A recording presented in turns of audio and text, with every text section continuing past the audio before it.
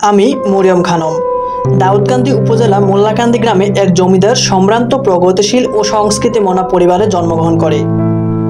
জমিদার বাবার আদরের মেয়ে ছিলাম বটে। এলাকায় জমিদার হিসেবে বাবার খুব সুনাম ছিল। তদুপরি আমার পড়ালেখা বিভিন্ন কারণে বেশি দূর এগোয়নি। নবম শ্রেণী পর্যন্ত পড়ালেখা করতে পেরেছিলাম।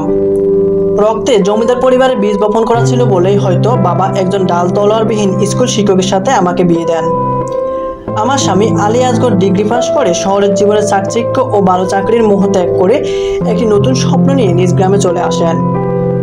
নিজে পড়ালেখার সময় অনেক প্রতিকূলতা, অনেক বাধা অতিক্রম করেছেন।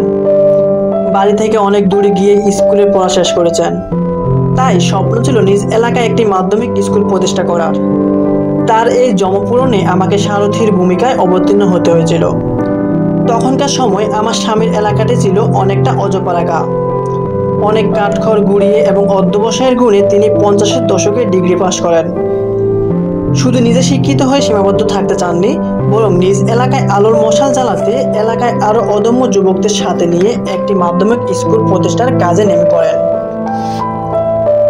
তাহার স্বপ্ন সফল করতে গিয়ে আমার ও আমার পরিবারের আরেক সংগ্রাম শুরু হয়েছিল। সংসারে নতুন নতুন মুখ আসতে শুরু করলো। বেসরকারি স্কুলে সহকারী শিক্ষক হওয়া সত্ত্বেও বেতনের কোনো নিশ্চয়তা ছিল না। আমার স্বামী নিম্নবিত্ত পরিবার থেকে উঠে আসেন, ফলে আর্থিক সচ্ছলতা ছিল না কোনো সময়ে। কিন্তু তিনি অত্যন্ত সৎ, প্রগতিশীল ও কর্মঠ ছিলেন। শিক্ষিত পরিমণ্ডলে বেড়ে ওঠার কারণে আমার লক্ষ্য ছিল যেভাবেই হোক ছেলে মেয়েদের সুশিক্ষিত করে গড়ে তোলা। বাড়ির আশেপাশের জমির পূর্ণ সদ্ব্যবহার করে ফল ও সবজির চাহিদা মেটানোর চেষ্টা করতাম। কৃষিকাজ থেকে শুরু করে গৃহস্থালী অর্থাৎ জুতা সেলাই থেকে চণ্ডীপাঠ সবই করতাম। সূর্যোদয় এবং সূর্যাস্ত দেখার সৌভাগ্য খুবই কম হয়েছিল, সুযোগই বা ছিল কই। এর মাধ্যমে সংসারে খরচের লাগামটা টেনে ধরার চেষ্টা করতাম। পাশাপাশি সন্তানদের লেখাপড়ার প্রতি বিশেষ নজর রাখতাম। শুধুমাত্র পুঁথিগত বিদ্যা যে যথেষ্ট নয়, সেজন্য এলাকার ব্রাক সেন্টার হতে বিভিন্ন বই ও পত্রিকা আনার ব্যবস্থা করতাম। বিবিসির বাংলা অনুষ্ঠানগুলো শুনতে উৎসাহিত করতাম, যাতে সমসাময়িক বিষয়ে ধারণা রাখতে পারে। সন্তানরা আস্তে আস্তে উপরের ক্লাসে উঠতে শুরু করলো। বলে রাখি, আমার 9 সন্তান, 7 ছেলে এবং 2 মেয়ে। সবসময় তাদের পুষ্টিকর খাবার, ভালো জামাকাপড় দিতে পারেনি, কিন্তু পড়ালেখায় যাতে কোনো ব্যাঘাত না ঘটে সেদিকে আমাদের বিশেষ নজর ছিল। সন্তানদের পড়ালেখা করাতে গিয়ে পারিবারিকভাবে প্রাপ্ত সম্পত্তির বেশিরভাগ অংশই বিক্রি করে দিয়েছিলাম এবং চড়া সুদে ঋণ নিয়েছিলাম।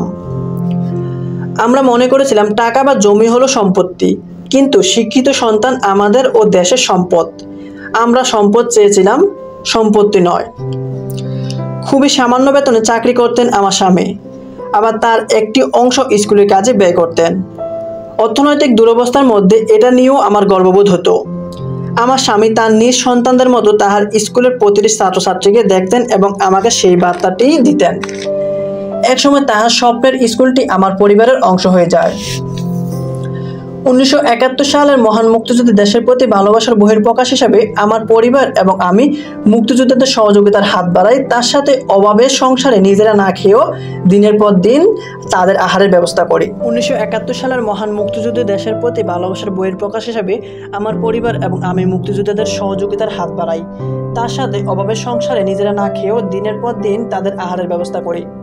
আমার স্বামী বরাবরই দেশের প্রতি ভালোবাসা দেখাতে গিয়ে অভাবের সংসারে আরও টানাপোড়েন সৃষ্টি করে, কিন্তু তারপরেও আমি সবসময় চেষ্টা করতাম মুক্তিযোদ্ধাদের খাবারের প্রতি লক্ষ্য রাখতাম। খুবই সাধারণভাবে চলে সাদামাটা জীবনযাপন করে কদাচিৎ ভালো আয়োজন করে সন্তানদের শিক্ষিত করে ভালো মানুষ করার চেষ্টা করেছি। সকল রকম স্বপ্ন আহ্লাদ ত্যাগ করে সর্বক্ষেত্রে শারীরিক পরিশ্রম করে সংসারে হাল ধরে রেখেছি। আমার সন্তানরা কখনো বাড়তি কিছু আবদার করেনি। এত কিছুর পরেও আমি কখনো ভেঙে পড়িনি। এখনো সাহস নিয়ে এগিয়ে চলেছি এবং তা সবার মাঝে ছড়িয়ে দেওয়ার চেষ্টা করেছি। আমার জীবনের একটাই লক্ষ্য ছিল সন্তানদের শিক্ষিত করে গড়ে তোলা। আমার সেই স্বপ্ন কিছুটা হলেও পূরণ হয়েছে, এটাই আমার সারা জীবনের পরম তৃপ্তি।